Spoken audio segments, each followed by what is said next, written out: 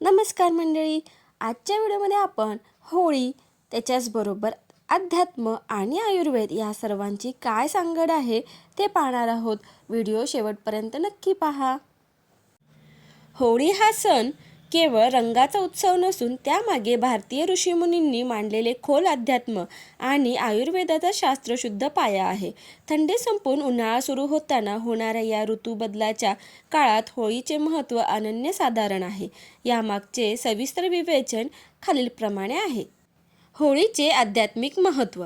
आध्यात्मिक दृष्टिकोनातून होळी ही नकारात्मकतेचा नाश आणि भक्तीचा विजय दर्शवते. भक्त प्रल्हाद आणि होलिका यांची कथा.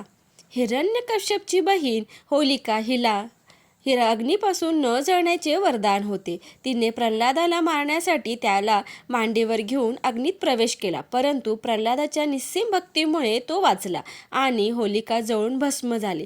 हे आहे अधर्मावर धर्माचा विजय दर्शवते. कामदहन.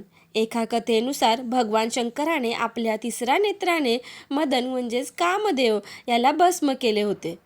याचा अर्थ असा की आपल्या मनातील काम, क्रोध, लोभ यांसारख्या विकारांना होळीच्या अग्नीत जाळून मन शुद्ध करणे. समर्पण वृत्ती. होळीत आपण गोवऱ्या आणि लाकडे अर्पण करतो. हे आपल्यातील अहंकार आणि वाईट विचारांचे ईश्वराला केलेले समर्पण आहे. होळी आणि आयुर्वेद. आयुर्वेदाच्या दृष्टीने होळी हा काळ ऋतुसंधिकाळ म्हणजे शिरीर ऋतू संपून वसंत ऋतूची सुरुवात असते. या काळात शरीरात काही विशिष्ट बदल होतात, त्यावर होळीतील प्रथा उपायकारक ठरतात. कफ दोषाचे शमन. हिवाळ्यात शरीरात साठलेला कफ वसंत ऋतूच्या उन्हामुळे वितळू लागतो, ज्यामुळे आळस, सर्दी किंवा खोकला असे त्रास होऊ शकतात. होळीच्या अग्नीभोवती प्रदक्षिणा घातल्याने शरीराला जी उष्णता मिळते त्याद्वारे वाढलेला कफ कमी होण्यास मदत होते. अग्नीची स्वच्छता. होळीच्या अग्नीमध्ये जाळलेल्या जाणाऱ्या गोवऱ्या, कापूर, धूप आणि कडुलिंबाच्या पानांमुळे वातावरणातील सूक्ष्म जंतू नष्ट होतात. या धुराने श्वसनमार्ग शुद्ध होण्यास मदत होते. रंगांचे शास्त्र. पूर्वी होळीसाठी नैसर्गिक रंगाचा म्हणजे पळसाची फुले, हळद, कडुनिंब याचा वापर केला जाई. पळसाच्या फुलांचे पाणी त्वचेसाठी उत्तम असते आणि ते रक्ताभिसरण सुधारते.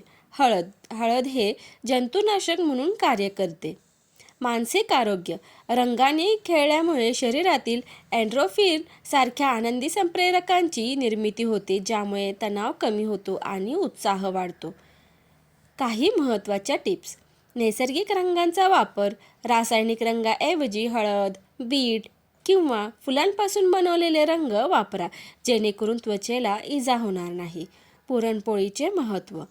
होळीला पुरणपोळीचा नैवेद्य दाखवला जातो. डाळ आणि गूळ यांचे मिश्रण पचनशक्तीला चालना देणारे आणि ऊर्जा देणारे असते. होळीचा हा उत्सव आपल्या शरीरातील आणि मनातील कचरा साफ करण्याची एक उत्तम संधी आहे. होळीचा हा सण आनंदाचा आहे. आनंदाने एकमेकांच्या घरी जाऊन एकत्र येऊन रंग खेळण्याचा आहे. यामुळे रुसवा फुगवा बाजूला ठेवून रंगमय होण्याचा आहे. त्यामुळे आपल्या आजूबाजूला सकारात्मकता ऊर्जा निर्माण होते आणि आपल्यालाही पॉझिटिव्ह ऊर्जा मिळते. माहिती आवडल्यास व्हिडिओला लाईक, शेअर आणि सबस्क्राईब करायला विसरू नका आणि कॉमेंटमध्ये हॅपी होळी लिहायलाही विसरू नका. धन्यवाद. सर्वांना होळीच्या खूप खूप शुभेच्छा.